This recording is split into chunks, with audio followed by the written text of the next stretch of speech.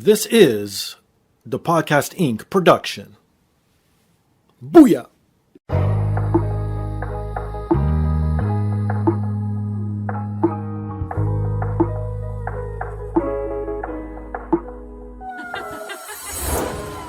And now, this is the moment podcasting fans listening around the world have been waiting for.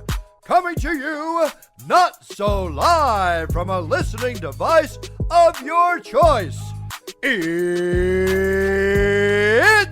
time!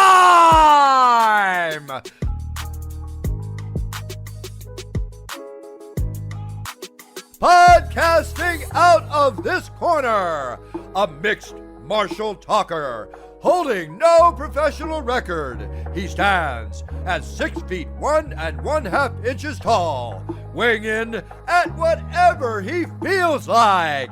Hailing out of Toronto, Ontario, Canada, presenting the sometimes angry, always funny, self-proclaimed podcasting champion of the world, Steve Finga Stylz.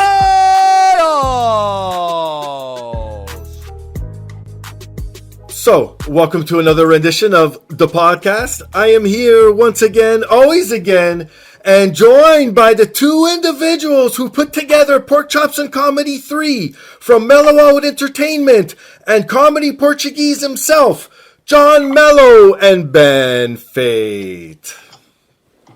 What's going on, man? Thanks for having us back on. Of course. Yeah, excited to be back.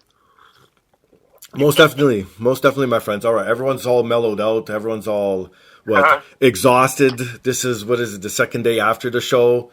I see it in everyone's eyes. Everyone's just like, oh, it's done. It's over. I don't want to say on to the next because we're going to talk about this one. But what's your thoughts off the bat? How did the show feel for both of you guys? You could go ahead, Steve. Or you take that one first. For me, it was just great to get back on stage because that was like the first thing I've done since, like I said, at the show pre-pandemic. Just great to be back on stage and entertaining people and making people laugh and doing my song parodies. And it just, I'm still on a high from the show, even 2 days later, just because of how everyone involved, the DJs, yourself, Johnny, the comedians, everyone, the organizers at the club, everyone did their part. Everyone put on a great show. The feedback was fantastic. The highlight of my night was my dad coming up to me and telling me that was the best time he's had in a long time. So that's my takeaway from it, and it just makes me more what's the word I'm looking for here? Determined to put on the future show and make it bigger and better and just keep entertaining people as we have been. No, of course. How about you, John? What are your takeaways? How about this? Because you put together a lot of shows. How was this rate amongst all of the shows you've done?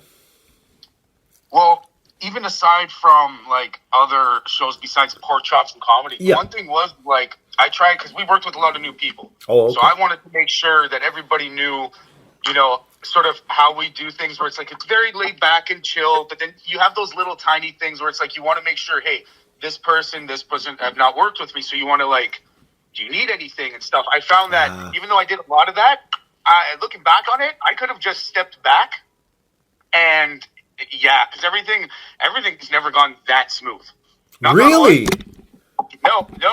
Yeah, because even with how we started a little bit later to get more people to come sit. The crowd was not restless. No, they weren't. The intermission didn't screw up the show. Nope. People bought food. The bar was packed, so you know that the club's gonna feel great about being able to make some money as well. Sure. And everybody just killed it. And there were even I think everybody at least once said, "Oh man, I fucked up here," which is cool, but it's not supposed to go perfect. If it goes perfect, something's wrong. Something's wrong. As long as it feels perfect, and it felt like it went really perfect, especially at the end with that Blika song. Oh my God! I love this song. So for me, the reaction, I expected that reaction, but even the people who didn't know any English were laughing their ass off. So I was like, it was a perfect balance. I found it was a perfect balance between English and Portuguese. No, it was awesome. And I found that the crowd was hot the whole night and they wanted to laugh. They wanted to have a good time. And everyone brought something different and the crowd reacted differently to everyone. Mm-hmm. Yep, absolutely. Go ahead, Steve. I was just going to say quickly, for me, I think we a format where, we have the comedians do their thing. We have an intermission. We then we have our headliner. And then we party at the end of the night. We have the DJ play some music, we play some festa, people blues, people dance. I think we nailed a good formula there where, people aren't just coming to sit down and watch people talk and tell jokes. At the end of the night, everyone's letting loose, everyone's having fun, everyone's dancing. It's everyone's involved. We involve the crowd at the end, even really when you think about it, right? So I think we nailed that. And for me personally, I think it was our best show. Yeah. I agree. I didn't even get to talk to Ben Fate about this. Excuse me, the Bolga. With the counted ripped tickets, the online, right, and ourselves and stuff. At one point, we had 275 people. Impressive. 275, and for Ben Fate and myself, with what we've done, that's our new high. That's like our new high. We wanted to do something, even if it was like 150 people. Like we weren't trying to be greedy. We just wanted to try something, a show that was the same but like different aspects added to it, a little bit of different recipe, and it worked out. And at first, I couldn't even tell. I couldn't even tell how many people. But then at a certain point, when it was like peak, I say like halfway through the show. And it was nuts. I didn't think it was that many people, but we all did great. And I know coming from Ben Fate and myself, you were a big help, so we do thank you for that as well. You're welcome, of course. Anything I could have done. Yeah, definitely.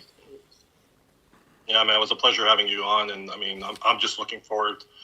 Everyone involved. Like, I'm looking forward to working with everyone again. DJs, the talents, yourself, everyone. Because shout out to the DJs, of course. Good dynamic, and everyone was getting along. And you know what? That's what I found. Even when everyone was backstage before it started, the atmosphere was good. Like I even told you during the show, I'm like, I don't feel no bad vibes here. I don't feel like anyone's trying to do anything maliciously. Like everything, was good. Everyone meshed together. Like, you know what I mean? It was perfect. Yeah. No, everyone was there. Everyone was there with the right mind frame. Like, we're here to make people laugh, and I like that. We're here to just put on a good show. We all had the same mindset going in. I feel even the DJs, like they were just, we're going to play some good music and we're going to put on a show, and everyone did their part. And at the end of the night, we put on a great show. I feel. Oh yeah, for sure, man. And the thing about the DJs, like they were both amazing, absolutely. The thing that always got me was not realizing that Good Vibes, he's only still 15 years old. It's amazing. 15 years old. And so fucking professional for a 15-year-old especially. I know. Like, and that's nothing to do with like Machado or anything, but looking at him and being like, this is a 15-year-old? Seems like it's like a 25-year-old man. I know. So carried very, very professionally. Even called me to say I left a walkie-talkie and he can like bring it up to me or meet up. And I was like, no, keep your walkie-talkie for the next show. Oh, there you go. I forgot my USB stick with all the slides and stuff. I told him keep the USB stick, and then he's like, "Wait, does that mean we're not doing any more shows?" I'm like, "No, we're doing more shows. Just keep the stick. It's just a USB stick. We're good." So. But no, even I got a chance to talk with him in a little bit, and like John said, he's only 15, but he's got such a good head on his shoulder, and I spoke with his parents too, and parents are good, they support him, and that's huge. So you could tell where he gets his mindset from and everything. So exactly, it's just it's great to see, especially with the youth, the younger generation. No, it so is. Okay. So for those who were not there, shame on you, and next time you have to make it out because look, it was a big success. I kept saying, because I didn't know the exact number. I know, John, you told me it was like 200 plus, so I kept going with 200 plus when I was posting stuff. So I'm like, okay, that's a fair number. So for people who weren't there, we started off the show. I kicked it off by introducing Ben Fate here on the stage. He came out, and what was your first parody song that you did? My first song was a parody of the Beatles' Obla Di Obla Da, but I call it Vapukarai. How fitting. I work in Vapukarai. So that was my first parody song I started the night off with, and that's it's always a good one to get the crowd going, right? No, it was. And then the first comedian to come out was Brian Couto, and Yes. he came out with actually, you know what? Shout out to him. He came out and he started to show off hot, and not to say that he wasn't going to do a good job, but he did a lot better than I thought that he would, just from seeing what he's done in the past. He's got a lot of charisma, so that definitely helped, and just him showcasing that and getting the crowd off to a hot start was huge help. So I mean, him and everyone we're going to talk about, he started to show off great, and what a character, especially when he was in literal character as the Macho Man. So. I love that. That was amazing. I really enjoyed it. Like, I had this feeling from the beginning, like I was telling Ben, because like I didn't know too much about him. I knew he did some stuff in Cambridge. Some people told me about him. So I was like, you know what? He seems like he's got some good energy. And as soon as I called him and talked on the phone, right, what you got on stage, that was the phone call. That's who he is. That's who he is. Which is like insane. Like it's like, oh man, I enjoyed it. He kicked it off. He kicked it off very well. And usually with like for him to come up, because he wanted to do that one joke, right? Yeah. And I was like, buddy, go. Because if that was me, I would have been just still nervous. Because you saw that. I don't like being on stage. Yeah. But he comes back. I was like, go ahead, give something away. And how he did everything, and it combined, and then into his joke, and then it was. I loved it. I thought he brought an energy that we needed for an opening. Sure, of course. You know what I mean? Especially like with a song and an opener like that. That's set the tone. Yeah. As Shorzy says it, set the tone. Set the tone. You gotta set the tone. It's so true. And then as the acts came off stage, I was back there getting snippets of their thoughts live, right hot as they come off. So let's listen to what Brian had to say as he came off stage. Buddy, what's going on? Wow, buddy, I'm sweating. Jesus. I'm sweating head to toe right now. What the fuck? Buddy, starting off hot? Starting off hot. The crowd is good. You had the crowd going. I had the crowd going. You hear them going, right? And, wow, it was crazy. This is my biggest show I've ever done. 300 people out there. And for those who don't know, this is Brian Couto. Brian Couto. Yeah, and it's funny because I used to write jokes back in the day, but because they're not really genuine, the crowd wouldn't really right. They wouldn't really connect because I don't believe it, they don't believe it. Yeah. So now that I'm telling stories, people connect and they get it. You know what I mean? Exactly. I get to make my voices. I get to do my thing. I'm having a great time. No, this of course. Awesome. I love this. And isn't it better just to improv and just go on? It kind of is. Like I knew what I was gonna say. Right. You know what I mean? But it's one of those things that sometimes you get up there and you kind of go off on a tangent, and then it's like, oh shit. But then you got to reset. Yeah, I got to reset it. So I don't know if you heard back here, but I think it was okay. No, it was fine. it was perfect. Great way to start off the show, my friend. Because here's the thing. Joe Batello's our headliner. Of course. I can't kill it too much in the beginning, and then he's going to get mad at me. He's going to say, what the fuck? Why are you trying to upstage me over here? I know, right? So I had to bring it in calm, but they're primed and ready. Prime and ready. Right. Awesome. Prime and ready. Awesome. All right, my friend. So that was, what do you rate your performance out of 5? You know what? Me, myself, I think I did a 7. A swag. Oh, out of 5, I think even out of 10. Yeah. Out of 5, I did like a 3, 4, somewhere around there. Because I mean, the people were loving it. No, you know what? You have to, whatever you felt doesn't matter. Did they laugh? Oh, they laughed. Okay. And they were connected and everybody was watching. There you go, my friend. Yeah. That's all that matters. Awesome. Yeah. All right, Brian. Thanks for being a part of this. Thank you so much. Talk to you soon. Awesome. And with Ben Fate performing in the background there. I'm messing up your sound bites there unintentionally. That's hilarious. Oh my god. Yeah, no, he killed it. I was very happy with the performance. And I'm the type of person where if somebody asks me, how'd you think of it? Right. You know? If there was something that was like, maybe you shouldn't have done, I'd say it. I'm that person because, like, I would want somebody to say that to me, right? Sure. And that was set the tone, set the fucking tone. For me, listening to him talk there, that just you could see, like that's who he is, like Johnny said. But like, it makes me happy, like how happy you can hear it in his voice. So like he's saying, this is the biggest crowd I've ever performed in front. That makes me happy because, like, the other thing for me, and I did a little recap poster on Instagram yesterday, but I said in the post, like, like, yeah, I never expected to have a following this big with what I do. Sure. So if I can use my platform to showcase other Portuguese comedians, other up-and-coming talent, give them a platform, give them recognition, and I mean, and you see it there, like, you know, like, so that to me makes me really happy to hear, and I'm glad he, you know, he killed it in the beginning, so that's fantastic. Yeah, and I agree with every part of that. Like Steve said it the best right there. Like, seeing that somebody was like, "Hey, that was my biggest show," and you know, enjoying it, that makes us enjoy it more. Like, yeah, and it's the fact that we had a hand in making that happen. You know, that makes me happy, right? Like, for something, you know, we thought of and we organized, and you know, seeing it come into fruition, so to speak, and you know, that was exactly the end goal. Not just entertaining people, but giving these guys, you know, exposure. Yeah, exactly. And you guys did the exact same for me, and I could contest. Like, you know, this was my first show, so now it's like all downhill from here because everyone starts at the bottom instead of starting sort of in the middle. So now I expect bigger and better things, my friends. Next, it's got to be like an arena, then it's got to be the stadium. Like, come on. Hey, anything is possible. Because the way we're going on tour, everyone, you got to take time off their day jobs, and we're going on tour. Oh, fuck me. From Vancouver to freaking Newfoundland, we're gonna do one or two every spot. Say, kiss your babies, kiss your wives, you'll be back home in 3 months. That's hilarious. Okay, I said it, Ben. After that, you had another performance. So what was your second parody song that you put up on there? The second song I did, what was it now? Let me think. It was Tia Tia. Yes, Tia Tia, thank you. Tia Tia is just a parody of that Aiko song that was pretty popular couple summers ago, and yeah, I was just listening to one day, and it was on all the radio, so you couldn't escape it. It was the tune at the time.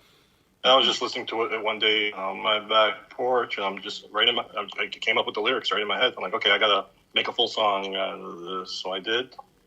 Actually, that's one song where I actually made. It's on my YouTube and it's on my Instagram and Facebook, but I made a whole video. My cousin helped me record it all.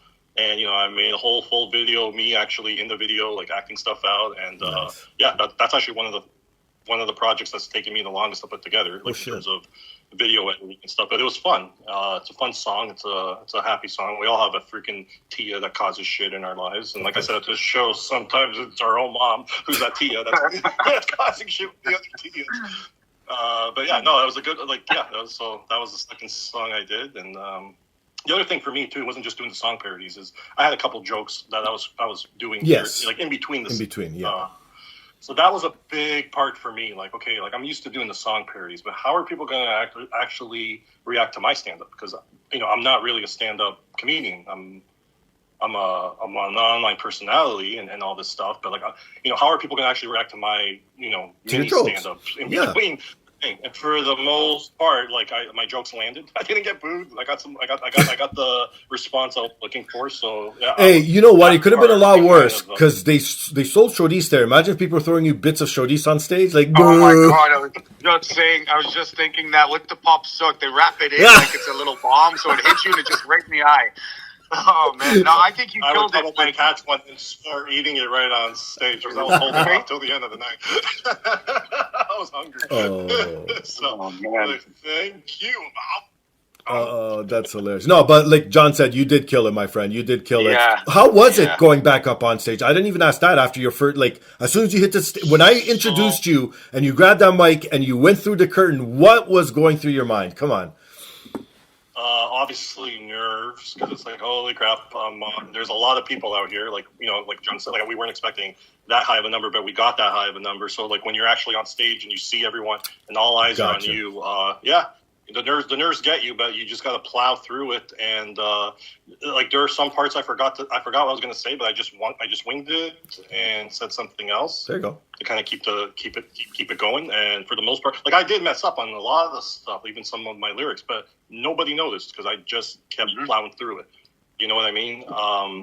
That's what so she said. It was definitely nerve-wracking, but definitely fulfilling. So no, that's awesome. So then the next comedian to come out was Emanuel Melo, which consensusly getting a poll after the show might be top 1 or 2 comedian, but that's the night. Yeah, absolutely. Yeah. He absolutely killed it for sure. He did. Okay, so he came off stage. He talked to me. We actually went for a bit. This is about 5 or 6 minutes, so hang in there. Brother, Emanuel Melo, killing it. Bro, take a sip of whatever the fuck you want. You fucking killed it, my friend. Holy fuck. Bro, that was fun, man. That was fun. That was awesome, bro. So one question I gotta ask you. Yeah. Are you gay?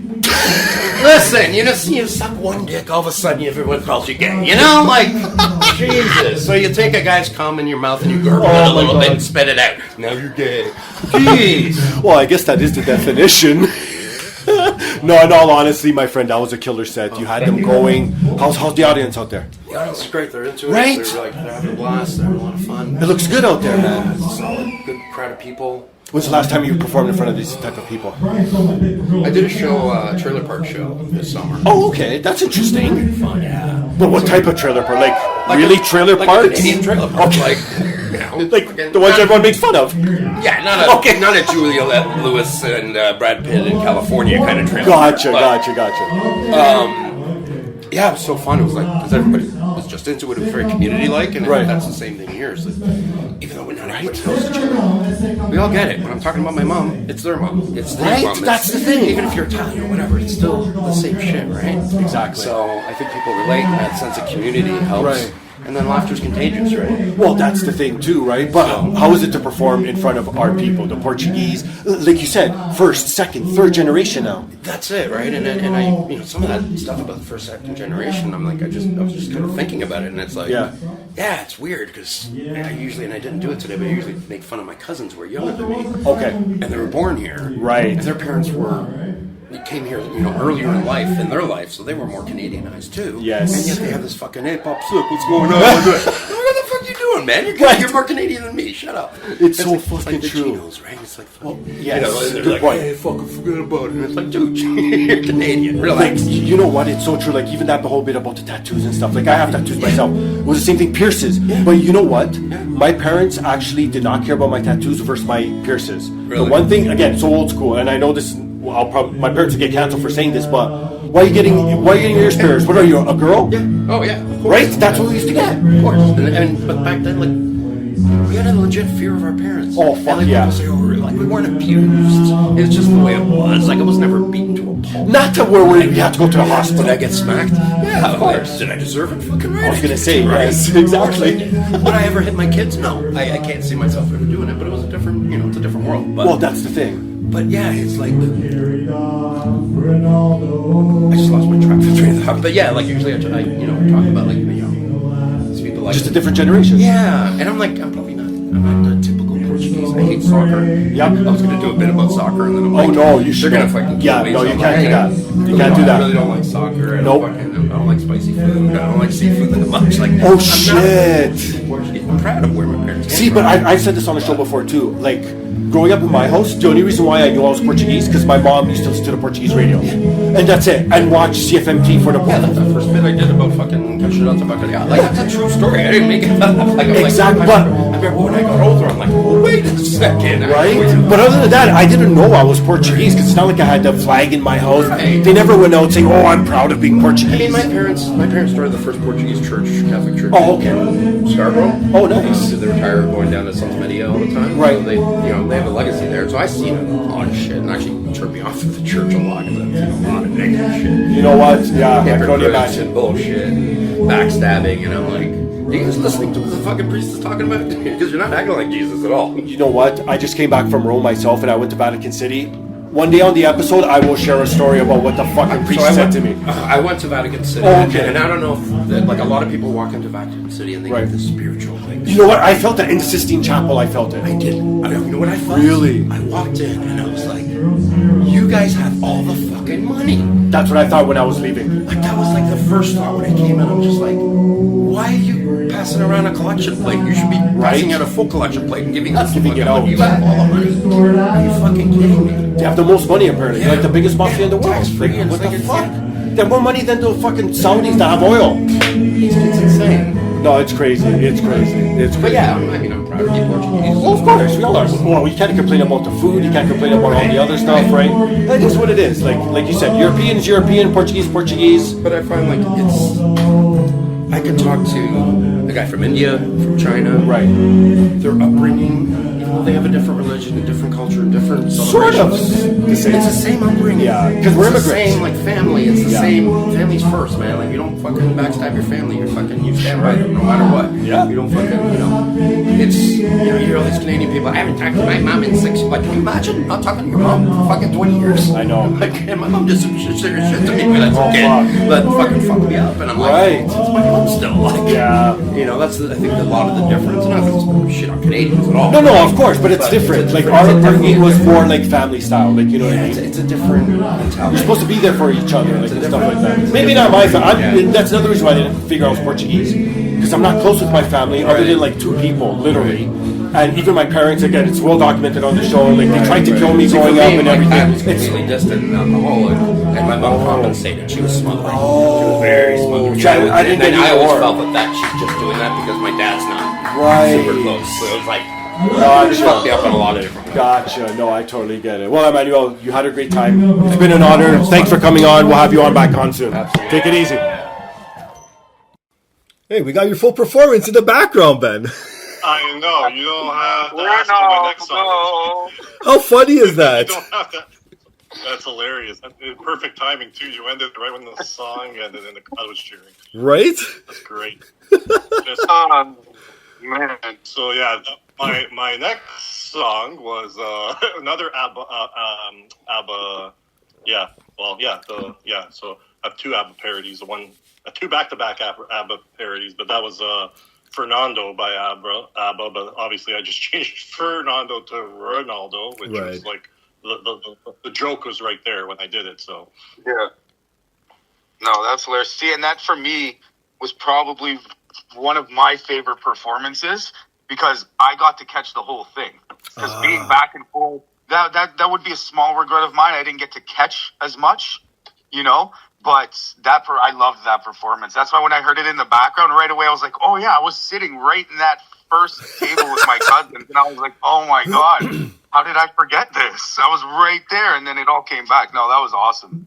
That was awesome. See, that's crazy. I didn't realize how much song parodies I actually had till I started going like through the list. Oh shit! And like, okay, what do I want to perform? I got some new stuff in the pipes too, but I wasn't confident enough in myself to, okay, I'm ready to perform this yet because I don't even know the lyrics off the top of my head, right? So, but there's some new stuff coming too. But yeah, like when I was going through my song list, I'm like, okay, what order do I want to do these in to kind of, get the crowd going and then, cool the crowd off. And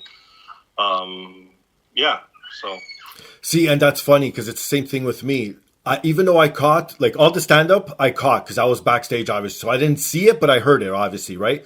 But in your case, Ben, as you could tell, as they were coming off, you were performing. So I didn't see not one of your performances all night.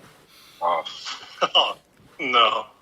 Well, I did okay, I think. No, absolutely. Better than okay. And going back to Emanuel quick before you go to the next of course, because he killed it. He killed it, and I knew he would, like...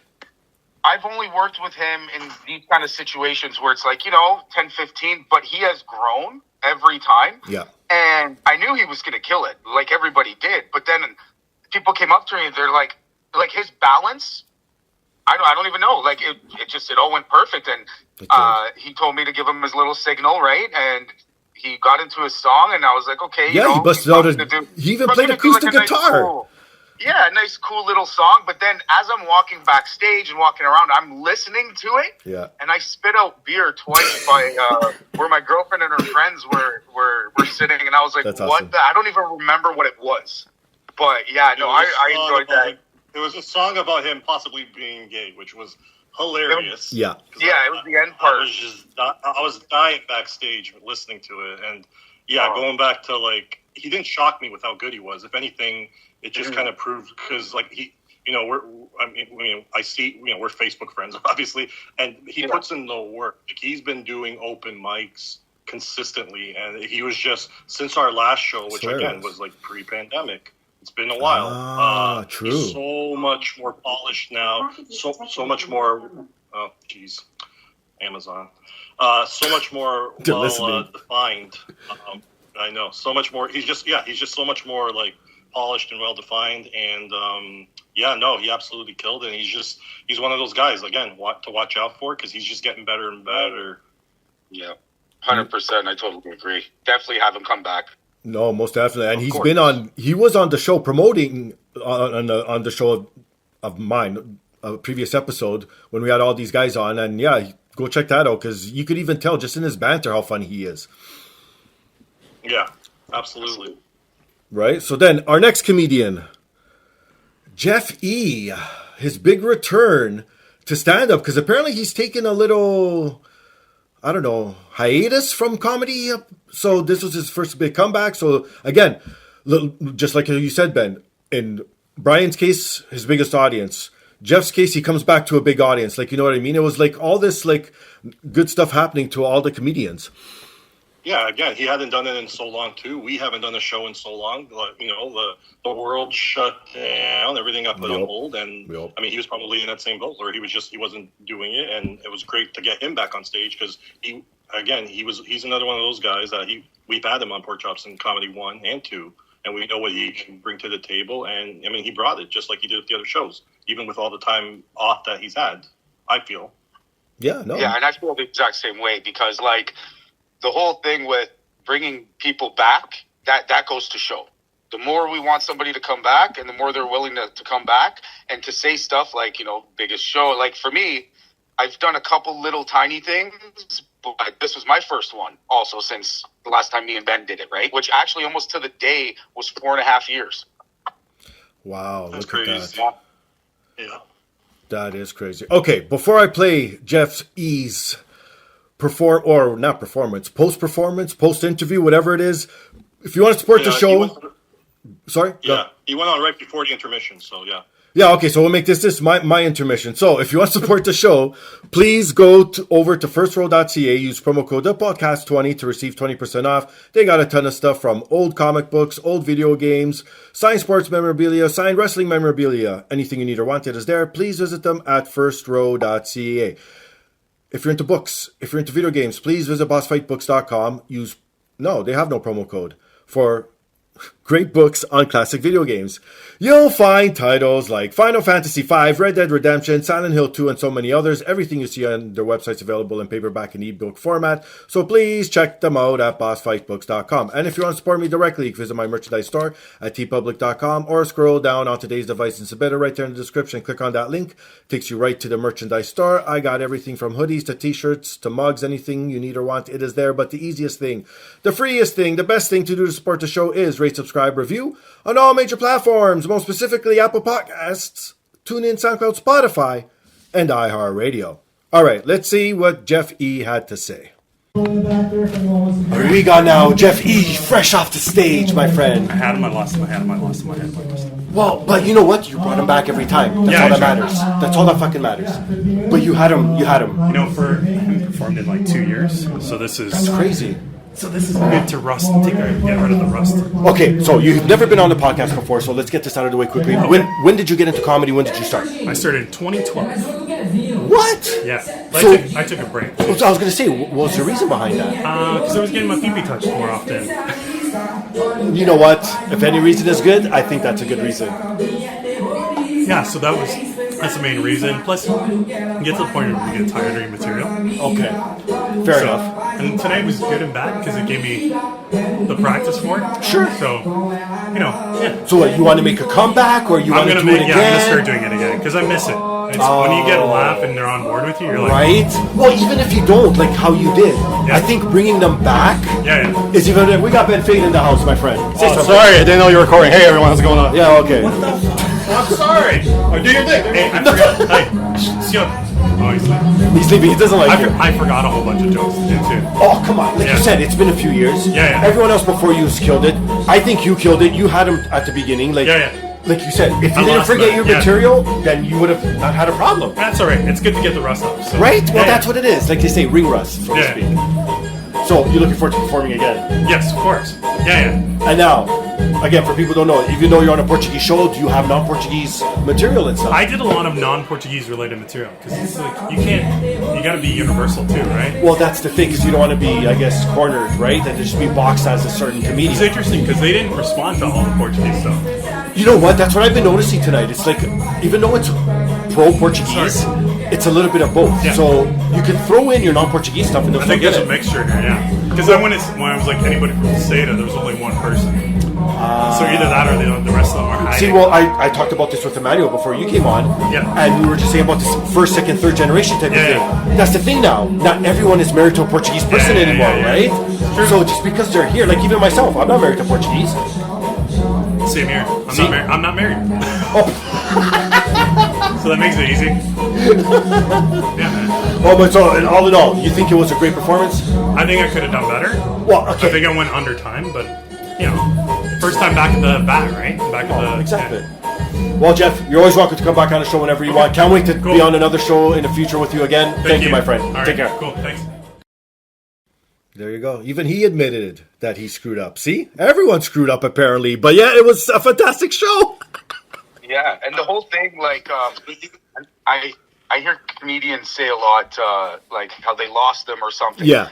And you might lose some, and I mean this in the nicest way to everybody who loves comedy, some people just don't fully get comedy.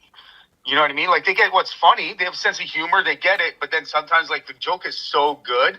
Like, when he said he lost himself, I forget the exact joke, but I was, like, howling with Joe Batello on the side. Shut up.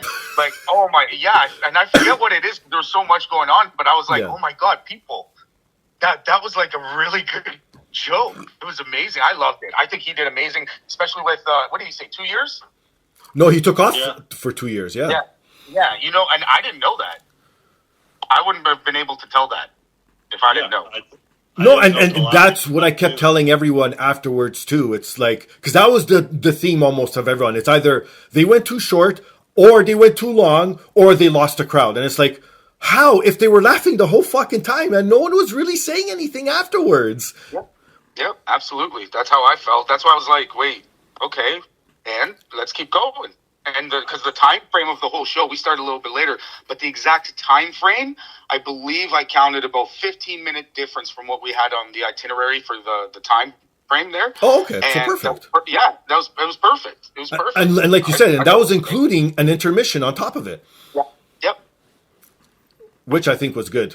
That was a smart idea to add a little intermission, because sometimes, not that the crowd gets. I found this is the one issue with the crowd. They were always hot at the beginning of the act, but then towards the end, it felt like they were tired. So then the comics took it as if they were not being funny. But I just think the crowd was just tired. Yeah, it's just it's like a 6-hour AEW pay-per-view. Oh fuck! Don't compare it to AEW. Come on, man. I'd say like a 2-nighter of WrestleMania or something. That's better. Yeah, even then with the format, like I knew we were delayed in starting the show. I cut out like a couple jokes in my just when I was out there, because I knew I gotta give these guys their time, and so I was just doing my parodies, cracking a joke here, joke or two here or there, and doing my thing. And like you, I also married a non-Portuguese. So see, the smart ones do. Yeah, and I'm with a non-Portuguese. So. See another one. See, so if we're smart, that makes them smarter then to be with us. Well, I guess. Right. So see. I can't say that live on a podcast. If my wife listens to it, she's going to be like, "Excuse me," or that. Oh my goodness, that's just. But it's funny. Like I was saying, how everyone who came off the stage, not one person came off said, "Yeah, I killed it," and was like jumping up and down. It was always like, "Oh, I could have done better. I could have done better." And now to think to all the comedy shows I go and watch in the audience where I think nothing went wrong. It could be the complete opposite attitude backstage. How funny is that? Yeah. Fuck. Yeah. Yeah. I think everyone had self-criticism when they after their performance. I know I messed up the lyrics on my very second to last song. but nobody, not unless I pointed it out or unless you know the song, right? Like nobody mentioned anything or nobody caught on because I just kept plowing through it. And even with the comedians, like some of them were kind of like, oh man, I messed this part up. But it's like, no, you didn't. You killed it. Like there's always that other perspective. Like no, you from what I heard, you killed it. Like I think it's just like again, because being a stand-up comic is, I forget which comedian said that. Like point blank out on stage, like it is like the hardest thing because you're just putting yourself out there and you want that crowd reaction and you want that applause. But every comedian that went out there that night, they got the crowd reaction and they got the response, right? That's true. Like especially right off the bat when they came out like hot, right?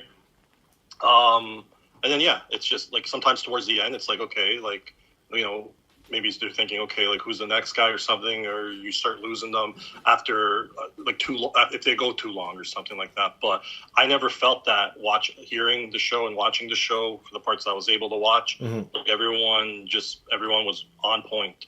So and it's just comedians being hard on themselves because at the end of the day, we always just want to do our best and entertain people, right? It's I think all comedians have that instinct in them, right? Like, oh, I could have done better.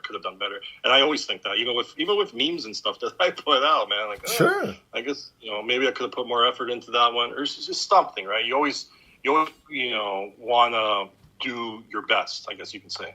No, for sure. Yeah. And as far as like the production end of it, it's like I never had something, like I said, go so perfect where I didn't have to say anything about somebody going way too short or way too long, and like these guys, I think it was perfectly fine. Like, sure. And to be back on there after so long for some of them and stuff, and even me, that's why I was like more not taking the time to enjoy it as much, even though I really did. And I stopped myself, but I'm like, okay, gotta make sure, okay, that's going good. So like, it's like on my end of things, it's like, oh shit, did people have a good time? I was watching to see if people left after intermission. Oh, I saw good point. I saw 6 people, but they were the older women that were volunteering. Okay. So I was like, that's hey, different. Nobody left. So that right there, it was $20. I'm sure if somebody really didn't enjoy the show, they'd be okay with quote unquote losing $20. But everybody, like, yeah, and they were all interactive, and that's, I think, the most people we had at the end of the night dancing. And it started off with my mom and my aunt, because I turned around and I was like, what the hell? Oh, my God. And then you see everybody start going. It was really good. I liked that part of it. My dad was busting moves I hadn't seen in years. So probably some moves that you didn't want to see. Absolutely. No, and again, it goes to show how fun these shows are. And you hit it right on the nose too, John. The $20 value. You know how many people I overheard or even just came up to me? It's like, just $20, all this? So you get your money's worth, that's for sure. It's a teaser. Hey, that's good to know. So next time we'll just do what, $2,000, $3,000? Yeah, okay, here we go. Yeah. Okay, Taylor Swift, relax, man. Yeah, right? Oh, I see. Okay, yeah, that's exactly it. Oh, man. No, it's even like when you go to a Portuguese restaurant. You pay little and you get a lot. Like, come on. Oh, speaking of restaurant, I'm not getting paid for this. Oh, here we go. Okay, but I'm going to say it wrong. De Churrasqueira. Yeah. Okay. So it's like, for people who are in Portuguese, it's like the king of the, like, what? I call it the king of the chicken place. Sure, yeah. Close enough. Or the grill, right? Of the grill, yeah. If you need good Portuguese food, like nice, authentic, without having to do like a sit down, this guy, amazing, in Mississauga. So good. I think I ate there four times out of the 3 full days I was down there. Nice. Yeah, 3 full days. Yeah, it's so good if you want that nice Portuguese food. But yeah, no, it was great, man. It was great. Oh my goodness. Okay, so Ben, what was your next song, fresh off intermission, to bring people back into their seats? Right. It was another ABBA song, another ABBA parody. Okay, before we continue, what is it with Portuguese and ABBA? This is what I find. Like, Portuguese people love fucking ABBA. Dude. They were so ahead of their time, and my dad would play that stuff when I was younger. Oh, okay. My mom would play her flodge. My dad would play like ABBA. My dad has a nice little record collection there, right, of like old school tunes. At one point, as a kid, I thought they were Portuguese just because it got played so much, too, in my house. Yeah, no, they were so ahead of their time, man. No, and, they like, were. Rediscovering like certain tunes. I was just like, yeah, man, ABBA's just, full confession. I love ABBA. So the next song I did was Ponfatilla, which was just a parody of Mamma Mia. My favorite. This one's my favorite. That's a good one. The joke writes itself, right? It's a good one. Yeah, it's just a song about a guy trying to lose weight, which I can relate to because I am trying to lose weight. It's older you get, the harder it is. And so I just made a whole song about Ponfatilla. So that was so I got right after the intermission, I got the crowd going with that one. Good. And then I led them right into AJ. The co-main event. Yes. Yeah. And I must say though, I want to know, and we have to take a poll on how many people within the next week are going to have a great time and then be like, oh, Ben Fate, why is this song in my head? Because when I heard the video and I saw the video, and you guys should watch the video, definitely. It was stuck in my head. It just kept going. Even at the show, Ponfatilla, that's it. That right there, Ponfatilla. No. That's it. My mom today. My mom today said the same thing. Credit for that because it's a parody of Mamma Mia. So you even though you probably don't want to admit it, John, you're an ABBA fan. Yeah. Oh, absolutely. Of course he is. He's a closeted fan. I'm an ABBA hits fan. Oh, there you go. There you go. No classic club. Oh my God! But AJ was the only non-Portuguese on this event, oddly enough. But you know what? He came in, he killed it. He knew what to say to the Portuguese crowd right off the. You know what? When he started and the crowd not turned on him, but turned on him in a friendly way. Like when he admitted he was not Portuguese, they're going, bro. He was the only one that got jokingly booed. Yes. When he said he wasn't Portuguese, but that was awesome. There was no malicious behind it. And it was like they were booing and laughing at the same time, like, oh, imposter. But he's another guy who's been touring with Joe, the headliner. Yeah, and they've been actually been touring and doing shows. And he's another guy where we had to have on the show because he's so good. Yeah, he's not Portuguese. He looks Portuguese though. So, he does. We could have gotten away with not saying it, but full disclosure, no, he was not Portuguese. But and again, another guy that just went out there and had a killer set, and the people responded, and the people were laughing, and he had them eating out of the palm of his hands. No, he was great. So and for me. I'll just add to that quick. So this is my, I think, 4th time working with AJ. Oh, shit. And okay. There was a show we did, my biggest flop ever. But this is near the beginning when I was first doing my own thing. Okay. And the place was supposed to promote it. We get down to St. Thomas. Okay. From up in Kitchener, we get down to St. Thomas. Yeah. And it's empty. And this is like a bar that's usually open all the time, but that's their normal crowd apparently on that day. Oh, my God. And he killed it. Hold on. But he and Joe, and I forget the other guy that came, they killed it, and it was just us. It was just us.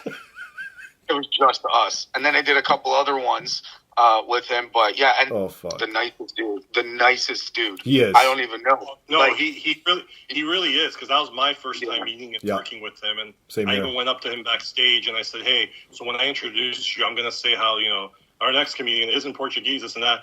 I'm like, but unless you have that already worked into your set, I don't want to fuck you up. So I'm letting you know now. He's like, yeah, I actually do. But that's why I appreciate you telling me that. I'm like, all right, then I'm just going to announce you as AJ. You do your thing. He's like, I appreciate that. So the level of mutual respect was there right off the bat. And like John said, just down to earth, super nice guy. So all right, let's see what he has to say coming fresh off the stage. Mr. AJ Bate. Oh my God! Hello, sir. How are you? The only pork chop not on the show. What's going on? Why and how? And do you have any relation to Portuguese? Do you know anything Portuguese? I probably have the ambassador of Portugal, Joe Botelho. He's my best friend. Oh, nice. Okay. Because you are the co-main event. Yeah, I think so. Yeah. I think so. Yeah, I was very. I kind of Portuguese people are not that very different from Arabs. As much as we both pretend that we're not the same. There's so many similarities. So many similarities. Yeah. We both, we both hate women. I think that's one thing that we have in common. Okay. We have nice beards. We both have, you know what I mean? Yeah, okay. We have good food. We do have good food, yes. Right. Yeah, I love you guys' chicken. I'm sure you guys love the shawarma, whatever the fuck whatever you guys, I don't know what you guys like about us, but I'm sure there's some food that you like. Oh, but so how was it performing in front of literally almost a full Portuguese crowd? I always kind of go in very skeptical. Okay. But that's just because the pessimist in me is like that. But I always know deep down that if I'm funny, it's gonna be okay. That's true. But I always have to give that negativity off the top. That's how I function, you know. Like I like to start with negative, be mopey about it the whole time, but then 5 minutes before the show, I'm like, no, this is gonna be great, and then it actually was really, really good. Yeah. No, what were you scared when you're like, oh, I'm not Portuguese, and the crowd sort of turned on? No, I was actually very excited about that. I don't get scared anymore. I actually get excited because I'm like, how bad is it going to be? I can't wait to see how. So you like the challenge? Not only the challenge, I love the misery. I love the. Like every comedian does. I was so upset that it went well. I was hoping that they would boo me out of the venue. That's too funny. That's what I was looking forward to. I actually look forward to that part. That's awesome. Okay, so for people who don't know, because you've never been on the show before. No. When did you start comedy? When did you get into it? I started about 8 years ago in 2016. Oh shit, okay. I started in Hamilton with Joe. I live in Toronto now, but him and I, we still do a lot of others. So we do filmmaking stuff together. And we do comedy together. So yeah, it's been 8 years since I've started doing comedy. Yeah. And do you write on the side as well, or you're just strictly performing stand-up? Oh no, I write my jokes. Right. Well, and I write movies, scripts. I'm working on that directing. So you want to get a little bit of everything. Yeah, I want to do. But it's really those two. Where I don't want to be too greedy. I don't want to be like singer, songwriter, fucking poet. But you know what? But that's what everyone wants nowadays. I know. That's the problem. Yeah. I think it's too much. I think that making movies and doing comedy, that's my jam. I think that's. So is it comedic movies and stuff? No, my movies are very sad. Oh shit! My movies are very sad. Yeah. People get really upset when they see my stuff. They're like, we thought it was funny, man. Oh shit. This is about suicide. I'm like, yeah, I'm a person. I'm a human being. I'm not just a comedian. Like I have feelings too, you know? But you know what? It's important to have different outlets and not to consume yourself in only comedy, I think so too, yeah. Because when COVID hit, we couldn't do comedy anymore. Well, Zoom comedy, I guess. Yeah. But we ended up making a movie, a short film in the pandemic. Yeah, so we kind of switched gears a little bit, yeah. How about like sitcoms and stuff like that? Would that be anything you'd be interested in the future? You know, here's the thing. Okay. This is something people don't really realize. Okay. But writing comedy is one of the toughest things that you can ever do. Not stand-up comedy. Especially now. I mean, sitcoms. But even before, just the fact that you can come up with a joke. It is so hard to do. So when next time you watch Big Bang and you're like, this show sucks, I agree, but you can't write anything better than that. I promise you, it's very hard to write it. Like even that show is very hard to write. Well, how about even just say movies per se? Like, when was the last good R-rated comedy movie? It's very hard to do. Well, not only that, people don't want to take a chance on that, right? That is true, because it doesn't make as much money as it used to. It's not the 90s anymore. 90s where it's like, no, comedy was the thing. But it's so hard to make a really good comedy movie. It's so difficult. So I'm kind of a coward. I do the drama. It's very easy to be sad than to be funny. So I will admit to that. So in a perfect world, what would be your favorite or perfect role to play? Role? Yeah. Oh man, I would love like a big I want to be like a big masturbator, a guy that just what the fuck? A guy that just gets to masturbate whenever. But on stage or in the scene? No, not on stage. That's inappropriate. Well, but like depends where in the world. That's true. But in a movie, whenever it gets tense, they be like, "Bring our shit!" And I just do, and he's here. We all feel better now. That's right. Or maybe a janitor. Which one? Maybe. Shoot for the stars, my friend. Shoot for the stars. Well, AJ, it's been a blast. Thank you. Thank you, sir. Hopefully to be on the show with you again soon. Take care. Thank you. Thanks. Appreciate it. And there's AJ. Okay. Let me start this one first off by saying, so with AJ, I think for you, Mr. Steve Podcast, as I like to call you, having the two of them on an episode together. Oh, I know. With you, I would listen to him, and we'll get to Joe after, but I'd listen to those two talk. The wheels are in motion, my friend. Let's keep it at that. You know what I mean? The wheels are in motion. See, you heard it here first. And then in the background, the Bleeka thing, before Ben starts letting us know about that. During the day, he had told me he forgot quackish because there was like a thing he's supposed to throw the quackish at the end. Oh shit! And I couldn't find one of my like new pairs that I just bought the day before. Okay. And when the song was there and I was realizing it, I ran from the entrance around the tables. Oh my god! Into the backstage, grabbed it, and I waited, and it was perfect. And he'll tell you right now himself, like, he didn't even realize the Quackers got thrown. No, because I was so into my bit, and the last song I did was 2 songs mixed together, which is ironic. Which is our very first show we did in the first PorkChops Comedy in Toronto, all those years ago. That was the very first thing I ever done live. So I'm like, okay, I'm gonna end it with these 2 songs since I opened the first show with these 2 songs. So the last 2 songs I did were. They were both Corbett Leal songs. It was a parody of a Batu Père, the first one, and then it segues right into Abrita, which I just changed the word to Balika. So right near the end of Batu Père, I'm telling a story about how I was hooking up with this chick, and we were about to get it on. Long story short, I shipped my quackers, and then I moved out of town, right?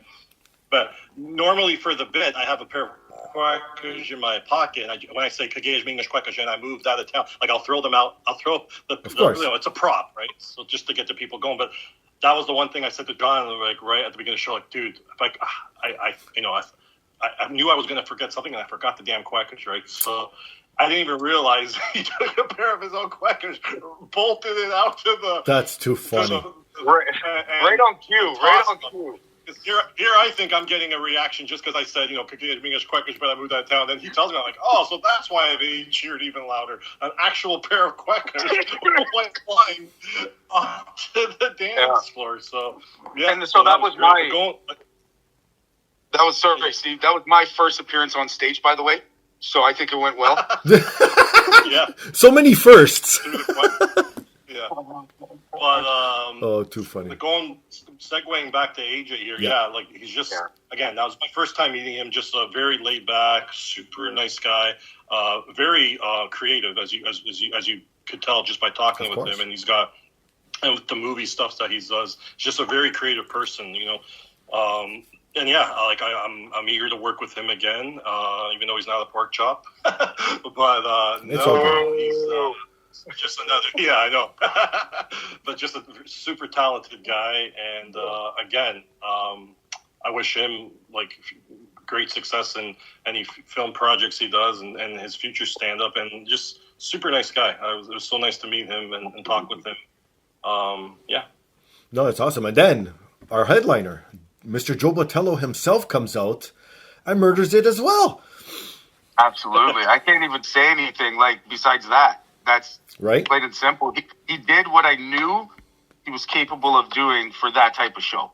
Of course. Especially that joke, that no reservations joke. Oh, because God. of his wife being so indigenous. good. I so stopped, good. I was like, what? And then I fucking howled because then some people, it took a second and he gave the perfect amount of time. Yeah. You know what I mean? It's like, wait, what? Yeah. Oh, shit. He said it, and he said it, and then he let it sink in. And it's like, oh, yeah, reservation. Man, so funny. So funny. He killed it. Class act, absolutely. I've done, and I used to work with the Portuguese kids, Mike Rita, a lot of different people. Right. I think the most I've ever worked with anybody is Joe. Oh, sure. Joe, I called Joe first forever. I don't think I've ever had a show, maybe once at the beginning when I first met him, that I haven't had him on, that I was able to pick who's on it. I call Joe first all the time. Even when we talk about this, anytime it came up and me and Ben started talking about it, it was like, okay, Joe, duh. Now, where do we go from there? Yeah. Okay, let's call these people back and then add this, add that. But Joe was the main ingredient. Yeah, so our first show, we had Mike Rita headline, which was great. Mm-hmm. And then we had our second show, we did something different where Joe hosted. And basically, I just came out at the end, did some song parodies, and then we had Mario Marino actually sing the rest of the night and have the festa that way. Instead of having just the DJ play music, we actually had an actual Portuguese singer at our second show in our hometown of Cambridge, perform. Right. But again, going back to how I think this is our best show. I think we nailed the format, right? We had the comedians do their thing. I did a parody in between each comedian to kind of break it up. So it's the format was good. Parody. Yeah, so it was stand-up parody song, and then intermission, headliners, and then we have the festa at the end. Everyone's involved, right? So I think we really nailed the format this time. And then with this show, John and I were talking. We're like, you know what? Let's give Joe the headliner because he he's definitely proven himself, and he definitely deserves it, and killed it. Just absolutely killed it. Yep. Yes, sir. Yep, and that was it. I don't have any footage from Joe because I'm dedicating a full episode to Joe. So stay tuned to that. We've got him inked, booked, marked in. We just got to talk, and it'll be dropped soon. So stay tuned for a future episode with Joe Botello himself. And I'm sure we'll talk all the shit about you guys because, you know, I can't talk shit to your face, right? So... Right? Just turn off the video portion. I'd be like, that John was a fucking Nazi, made me do this, that. I didn't even get water, no breaks. Like, this fucking guy. I stole quackers. I didn't know what to do. I don't know who threw No, I'm joking, of course. We gotta find that guy. We gotta find the owner of those quackers. Someone stole my quackers and threw them out on the dance floor. I never got them back. Please contact Comedy Portuguese if found. Oh my God. Yeah. That is hilarious. Well, as you can tell, people, obviously we all had a good time. The audience had a good time. Yeah. So, before we plug our shit and get on out of here, when is the next show? Could I? Didn't he do that at the last podcast or something? Yeah, I think this is breaking news, no? Let's do it. Okay. Well, for me, I know like, at least for me, the winter is always a bad time. Yeah. It's hard, especially in Southern Ontario. The weather, right? Yeah, I know. Yeah, exactly, right? So who knows? With everything that's happened, it'd be nice to do another one, have people back, even add to it. Because I always find that we keep adding in one way or another, whether it's promotion or marketing of it. The layouts, this layout's going to stay forever. This one was perfect. There you go. We need more parodies. Pressure. Do a whole set, like a 25, 30-minute set. Oh, jeez. Oh, man. But, no, we'll see. We'll see. That's all you get. It definitely kind of inspired me to be like, hey, like, you know what? Go to more open mics.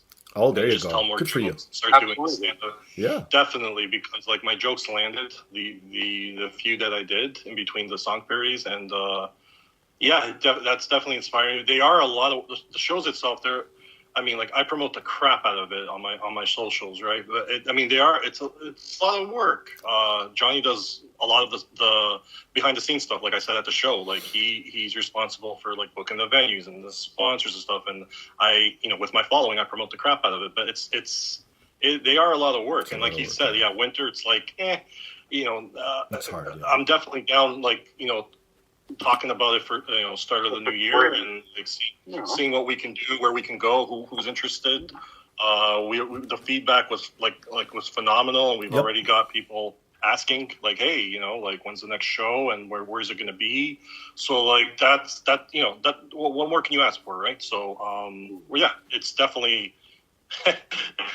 A part of me was like, okay, is this going to be like a big hurrah and, right off into the sunset and just focus on memes and parodies just to kind of get it, out of our system, like, first show back since the pandemic and see how it goes. But it went so well, and just, like, I can't like not do another show in the future, especially with the crew that we had, everyone involved, because like everyone, like I said, like the DJs killed it, the stand-up acts killed it. Everyone just did such a good job, and they were so great to work with. And who doesn't want to have that feeling every now and then and just make people laugh, put on a good show, right? So no, you said it. And best. The thing is, too, is like I lost my train of thought for a second. Is with doing one. Steve knows how I work. I like to have 90 days for stuff like this. 90 days. With it being close to the winter now, there's more time. So with more time, I know. Personally, I can do more on my end, and then absolutely with Steve, his following, like that was our main like promotion was from his page, and having more time and being able to do more. I got a couple things in my head that I'll talk to Ben and stuff, but like it's with that much more time is less stress too.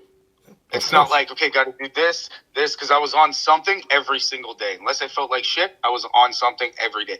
And I don't have to be if I have 8 months or 6 months. Of course. And you get that hype up, do little things. People go to do their stand-up. We promote them throughout the show, the promotion. Little things like that, everybody's appearances, and then get people coming to see, right? No, that's awesome. So, but yeah. Like, at the end of the day, like we all have day jobs. Like, I've said it before, and I'll say it again. Like, this isn't my day job. I work 2 jobs just to provide for my family. And this is just something I do as a creative outlet. I never expected it to take off the way it did, but, the fact that it did, and I'm able to make people happy. I'm able to be a positive influence in people's lives. And like I said earlier, showcase the up-and-comers and just Portuguese comedians that people might not know about as much. Like that to me is everything, right? That is like, like we all have our jobs, but we all have that's something on the side that we're kind of passionate about, right? And comedy has always just been one of those things for me, as well as music, right? And music production and stuff like that. So that's why I work in the parodies, right? Sure. I just kind of worked and because I am a graphic designer, I just pretty much took everything I'm good at and put it into one kind of outlet. And and the fact that it is what it is today, I'm something I'm very proud of. I know my dad's proud of me, and it's all that matters. That makes all the difference, right? Like I that's what keeps me going, is the fact that I'm doing something that my dad is generally proud of and enjoys. And my dad's my dad's. If you talk to my dad for a little bit, you see why I am the way I am. Like I get it all from him, right? Awesome. Absolutely. So yeah, definitely just going to be a future show. And yeah, I'm just, at the end of the day, like I'm grateful for all the connections I've made along the way and the people I've met and the people I've been able to influence, and just to see where I am now. Going up next year will be 10 years I'm doing this. Wow. And it's crazy to think about, right? Like, wow, like where have the last 10 years gone? Like I got kids, and kids definitely make time go by faster too. But like, yeah, at the end of the day, I'm just incredibly grateful, and yeah, I'm just, there's nothing really else to say. Like, I'm still on cloud 9 from all of this. No, there is something else you guys could say. Promote your shit, and let's get on out of here, my friends. Okay, well, for me, it's just Mellow Out Entertainment, ENT, so MELOOUTENT, and that's pretty much all I use, Until I get those comedy Portuguese numbers, I stick to just the one, because I can't do multiple. I don't know how he does it with Facebook and Instagram. I know you can cross post, but still to have to then go back, see comments and this and that. That's mine. I got the one. And thank you, by the way, to you once again for everything, for this, everybody else, people who showed up, and I'll leave it at that. That's awesome. Well, for me, you can find me on Comedy Portuguese, all one word across the board, on Instagram, on Facebook. Yes, I do have a TikTok. Yes, I do have a Twitter. But, my main following is on Instagram and Facebook. So I tend to focus on that. Like I said, I'm just like, you've been great, Steve. And, it's just been a pleasure. It's been a pleasure getting to know you and everyone else along the way. It's been a great ride, and I just want to keep it going and keep being a positive influence and just making people laugh at the end of the day. Because like I said at the show, for those that weren't there, like, I don't care who you are, if you're rich, you're poor, you're where you are, and like everyone you ever meet has got something going on in their personal lives. And the fact that, if I post a meme and it just takes their mind off of it, if I put a song parody and it takes their mind off of it, if I could just make you laugh and forget the shit that you're going through, that at the end of the day, it's not about money for me. Never has been. Again, this is not my job. I just want to make people laugh, and I want to showcase Portuguese people and the Portuguese community, and just keep the ride going, man. Because especially if the younger generation, that's what it's all about for me, right? Just keep the party going, right? Keep the biggest festa of the summer going all year round, right? And there you go. Well put, my friend. For myself, you can find me on Instagram and X under Finga Stylz. You can follow the podcast on X, the podcast app. Email us your thoughts, suggestions, comments, anything you want to get off your chest at the podcast app at gmail.com. Check out those fine sponsors, because if it helps them out, most definitely helps me out. And obviously, please, most importantly, rate, subscribe, review on all the major platforms. All right. It's been awesome. It's been fantastic. I appreciate everything you guys done for me as well. Can't wait for the next one. And let's leave it on this note, because I want people to see how loose and goosey it was to work backstage with these gentlemen. All right, just shoot the shit. We are here. Mic check. Mic check. 1, 2. Testicles. Hey, you know what? Maybe I will air this. Yeah. Just to show behind the scenes before we go. Yeah, we don't say 1, 2, 3 tests. We say testicles and blika around here. So what is it, an hour and a half before showtime? It's an hour and a half before showtime, yes. Okay, and then we're just doing a quick mic check to see the, what is it? Not the reverb, the Mic check, the acoustics. Mic check, bullet check, wecka check. Everyone's good. No, my ballers are nice and empty. I came prepared. Oh, that poor woman in her face. Oh, come on, that's my wife. Fuck off. I can't help she tells me these things. Oh shit. Okay, I think that's enough. We should end it there. What the fuck? Oh man. What else can we say? On that note, he's Ben, he's John, I'm Steve. This is the podcast. Peace.